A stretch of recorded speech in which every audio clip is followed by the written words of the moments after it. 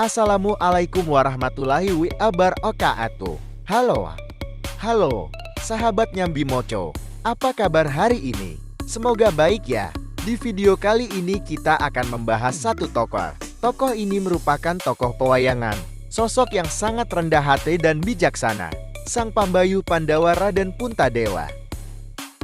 Sebelum lanjut ke pembahasan selanjutnya, saya ingatkan untuk menekan tombol subscribe dan jika sahabat Nyambi Moco menyukai video ini, silahkan tekan tombol suka.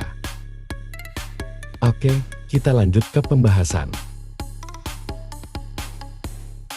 Raden Puntadewa atau Raden Yudhistira juga mempunyai nama lain seperti Darmakusuma, Dharmaraja dan masih banyak lagi.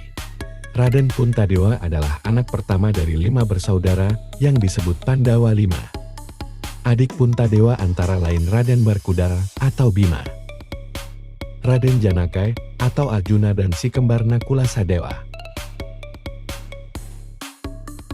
Pandawa merupakan putra dari Sang Nata Astina Raden Pandu Dewanata. Puntadewa mempunyai istri Dewi Drupadi putri dari Sang Nata Pancala Prabu Drupada. Di masa mudanya Raden Puntadewa berguru kepada Begawan Durna, sama seperti keempat adiknya.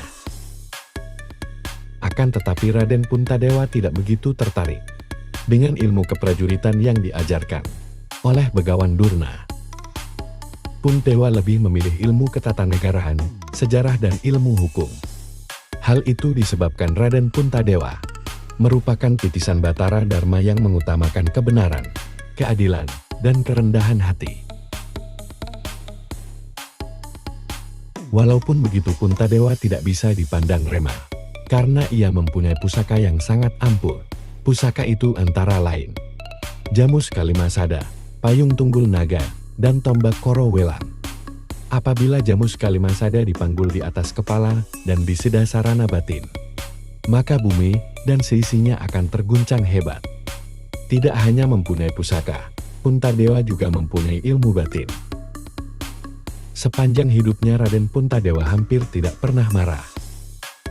Namun jika ia marah Puntadewa bisa berubah menjadi raksasa yang sangat besar. Tingginya menjulang ke langit. Besarnya separuh jagat. Sesakti apapun itu, Puntadewa hanyalah manusia biasa yang juga punya sisi buruk. Keburukan inilah yang membuat dirinya dan adik-adiknya menderita. Keburukan itu adalah dia suka berjudi dadu. Kejadian itu terjadi ketika ayah Puntadewa Sang Prabu Panduraja Astina saat itu meninggal dunia. Sehingga tahta kerajaan seharusnya dilanjutkan oleh Puntadewa selaku putra mahkota. Akan tetapi menurut pertimbangan para tetua kerajaan seperti Resi Bisma, Patih Sengkuni, dan juga Begawan Durna, menilai Sang Raden Puntadewa belum cukup dewasa untuk memimpin kerajaan sebesar Astina. Sehingga tahta raja dititipkan kepada sang kakak Prabu Pandu, yaitu Prabu Drestrarastra. Dengan harapan, jika para Pandawa sudah dewasa dan mampu memimpin maka kerajaan Astina harus dikembalikan kepada para Pandawa. Namun atas kelicikan Patih Sengkuni dan bujukan sang istri Dewi Gendari, membuat Prabu Drestrarastra memilih anak-anaknya, para Kurawa untuk menempati Astina. Dan memilih Duryudana, kakak para Kurawa sebagai penerus tahta kerajaan Astina. Hal itu bisa terjadi karena di saat Pasewakan, Agung Sengkuni mengabarkan para Pandawa telah gugur dalam peristiwa Sigala-gala. Ketika Prabu Drestrarastra mengetahui para Pandawa masih hidup, atas saran para tetua kerajaan Astina menyarankan agar Pandawa diberi tempat tinggal. Sehingga Prabu Drestrarastra memberikan hutan yang sangat angker bernama Wanamarta. Yang mana di hutan Wanamarta terdapat kerajaan jin. Singkat cerita, kedua adik Raden Puntadewa Janaka dan Werkudara berhasil membersihkan hutan Wanamarta dan juga mengalahkan sang raja yang bernama Yudhistira. Kemudian sang raja bersatu ke dalam tubuh Raden Puntadewa dan sejak saat itu Raden Puntadewa berganti nama Prabu Yudhisthira, sekaligus mendirikan kerajaan Amarta atau juga disebut Indraprastha. Suatu ketika Prabu Puntadewa bermain judi dadu dengan Patih Sengkuni. Tak hanya mempertaruhkan harta benda, Prabu Puntadewa hanyut dalam permainan, sehingga turut mempertaruhkan kerajaan Amarta, dirinya sendiri, adik-adiknya, serta istri sang Prabu Dewi Drupadi. Dikarenakan Patih Sengkuni yang berwatak licik, ia mampu memperdaya sang Prabu Puntadewa, sehingga Prabu Puntadewa kalah dalam permainan judi tersebut. Alhasil Pandawa harus menjalani hukuman pembuangan selama 13 tahun. Di masa pembuangan Pandawa tinggal di hutan selama 12 tahun. Makan dari buah-buahan yang tumbuh di hutan, minum dari air sendan.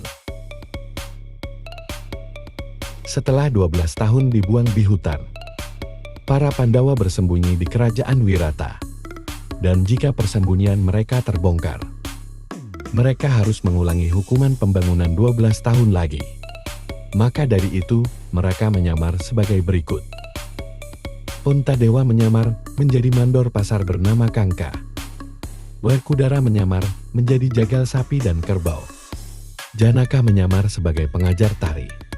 Si kembar Nakula Sadewa menyamar menjadi penggembala kuda. Serta sang istri Puntadewa Dewi Drupadi menyamar menjadi pelayan putri Raja Wirata. Oke, mungkin sampai di sini dulu pembahasan Prabu Puntadewa dan 13 tahun pembuangannya. Kita akan lanjut bahas ini di lain kesempatan. Dan jika ada kesalahan dari alur cerita, saya minta maaf dan tolong dibenarkan di kolom komentar. Karena video ini dibuat bukan untuk mengajari, tapi dibuat untuk sarana belajar saya dan teman-teman Nyambi Muko semua.